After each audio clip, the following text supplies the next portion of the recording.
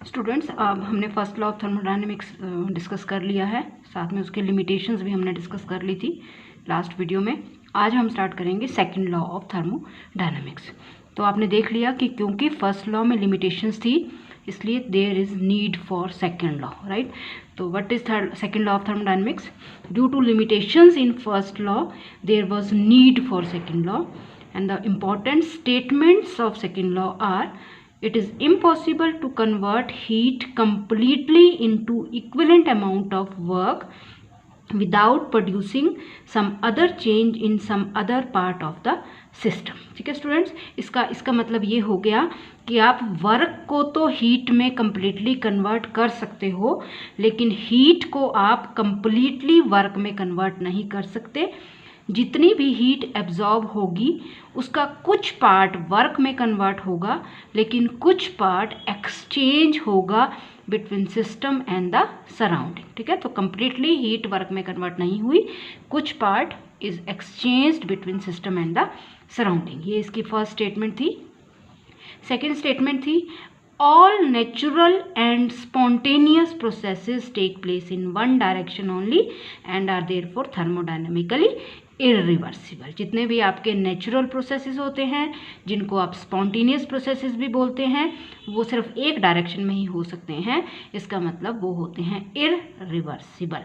जैसे पानी है, पानी की जो नेचुरल डायरेक्शन है वो सिर्फ नीचे को ही फ्लो करता है। ठीक है, तो वो है नेचुरल प्रोसेस और that take place only in one direction, that is irreversible. ठीक है, नो डाउट पानी ऊपर को भी फ्लो कर सकता है, ठीक है, लेकिन उसके लिए आपको एक्सटर्नल सोर्स लगाना पड़ेगा। ठीक है, जो नेचुरल डायरेक्शन है पानी की that is to flow downwards. तो जितने भी आपके नेचुरल प्रोसेसेस होते हैं वो हमेशा एक ही डायरेक्शन में होते हैं।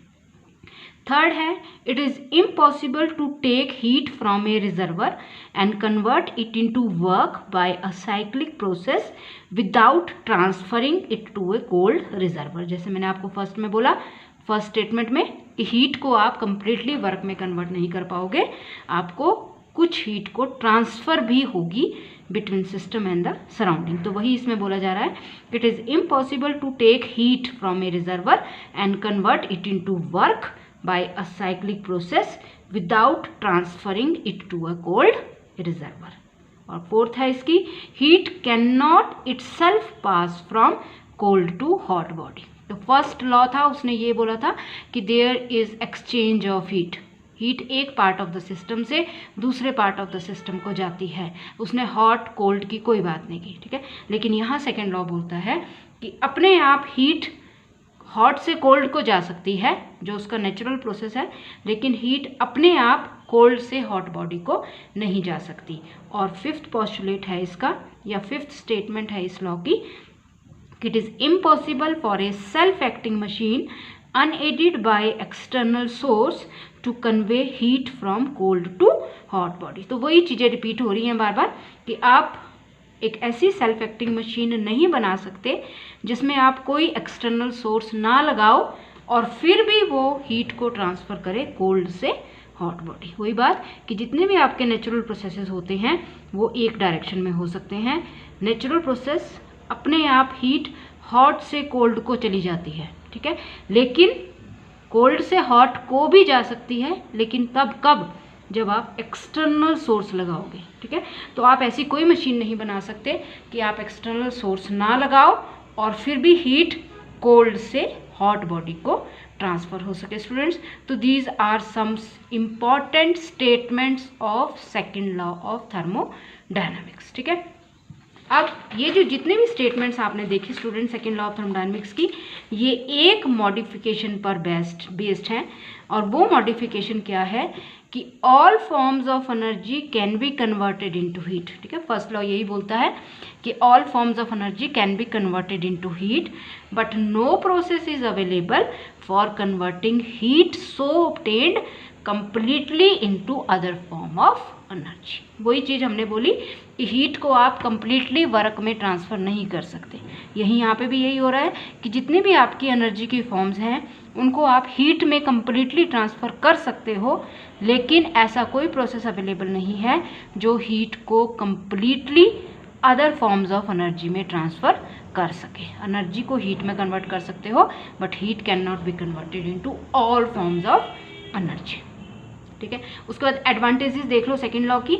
एडवांटेजेस क्या हैं, जो इसकी लिमिटेशंस थी फर्स्ट लॉ की वो इसने सारी एक्सप्लेन की।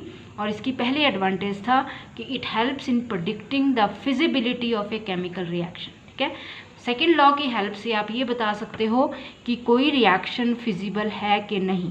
ठीक है, और आपने ये पढ़ा है स्टूडेंट्स लोअर क्लासेस में, हम आगे भी पढ़ेंगे। अभी मैं सिर्फ सिंपल से आपको ये बताऊंगी कि आप कैसे बताते हो कि कोई रिएक्शन फिजिबल है, आप कैसे बताते हो कि कोई रिएक्शन स्पॉन्टेनियस है। वो बताते हैं on the basis of Gibbs free energy change which is represented by delta G. और जब डेल्टा जी की वैल्यू नेगेटिव होती है, जब गिब्स फ्री एनर्जी की वैल्यू डिक्रीज करती है, तब रिएक्शन होती है स्पॉन्टेनियस, तब हम बोलते हैं कि दैट रिएक्शन इज फिजिबल। ठीक है, तो ये सेकेंड लॉ से ही आया था, गिब्स फ्री एनर्जी। सेकेंड है स्टूडेंट्स, आपने लास्ट ईयर पढ़ा है कार्नोट साइकिल, लेकिन इस बार आपके सिलेबस में नहीं है ये कार्नोट साइकिल, तो मैंने आपको नहीं करवाई है कार्नोट साइकिल। लेकिन अगर आपका है कि आपने पढ़नी है तो you can read, but it is not in your syllabus. ठीक है, लेकिन थोड़ा सा अगर आपको याद है, कार्नोट साइकिल से एफिशिएंसी आती है हीट इंजन की, और ये बोला जाता है कि जो एफिशिएंसी होती है हीट इंजन की, that is equal to T2 minus T1 upon T2। Source और सिंक का टेम्परेचर होते हैं, ये दो टेम्परेचर्स हैं, and that is always less than 1। कि जो एफिशिएंसी होती है हीट इंजन की या कार्नोट इंजन की, वो हमेशा लेस देन 1 होती है। इसका मतलब क्या हो गया कि work is always less then heat absorbed, work done is always less then heat absorbed. वही चीज़ कि जब आप हीट एब्जॉर्ब करोगे तो वो कंप्लीटली वर्क में ट्रांसफ़र नहीं होगी, उसका कुछ पार्ट वर्क करेगा, हीट का कुछ पार्ट वर्क करेगा, लेकिन कुछ पार्ट एक्सचेंज होगा between system and the surrounding. और यहाँ से आपको ये पता लग गया कि work done is always less then heat absorbed. Work done heat absorbed के इक्वल नहीं है, work done is less than heat absorbed, क्योंकि वर्क कम होगा, हीट का कुछ पार्ट वर्क करेगा, कुछ पार्ट एक्सचेंज होगा between system and the surrounding. ठीक है, तो अब क्योंकि efficiency of the heat engine is always less than 1, no heat engine can be constructed which can show efficiency equal to unity. तो वही चीज़ आ गई कि क्योंकि एफिशिएंसी हीट इंजन की लेस देन 1 होती है हमेशा, तो ऐसा कोई भी मशीन नहीं बना सकती जिसमें आप एक्सटर्नल सोर्स ना लगाओ और फिर भी आपके जो हीट है वो कोल्ड से हॉट बॉडी को अपने आप ट्रांसफ़र हो जाए। ठीक है, तो ये आ गई इसकी एक एडवांटेज, क्योंकि एफिशिएंसी हीट इंजन की हमेशा 1 से कम होती है। दूसरा है कि this law determines the direction of flow of heat.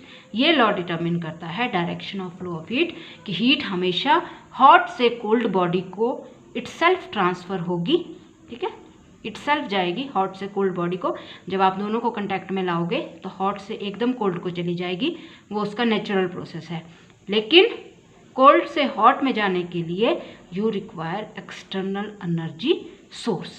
ठीक है स्टूडेंट्स, तो ये हो गई आपकी कि आपका सेकंड लॉ ये बताता है कि direction of flow of heat क्या होती है, that is always from heat to cold.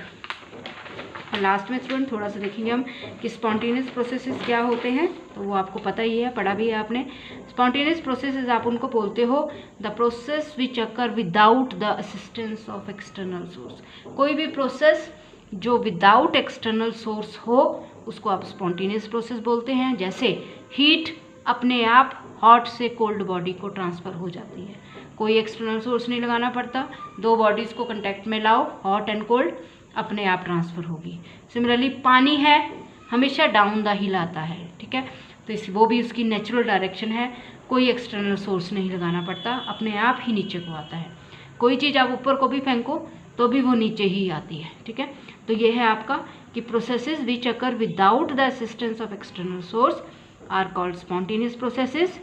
याद रखना है जितने भी नेचुरल प्रोसेसेस होते हैं दे आर स्पॉन्टेनियस। ठीक है, जैसे for example flow of heat from hot to cold as soon as they are brought in contact, water run down a hill, stone falls to the ground. Similarly diffusion of gas from high pressure to low pressure. दो gases अगर उनके pressure में फ़र्क है तो हमेशा diffusion होगा gas का हायर प्रेशर से लोअर प्रेशर को। ये भी एक नेचुरल प्रोसेस है and that is also a spontaneous process, जिसमें कोई भी एक्सटर्नल सोर्स की ज़रूरत नहीं पड़ती। अगर दोबारा बता दिया, जितने भी स्पॉन्टेनियस प्रोसेसेस होते हैं दे आर इरिवर्सिबल। ठीक है, मतलब इरिवर्सिबल है वो नेचुरल।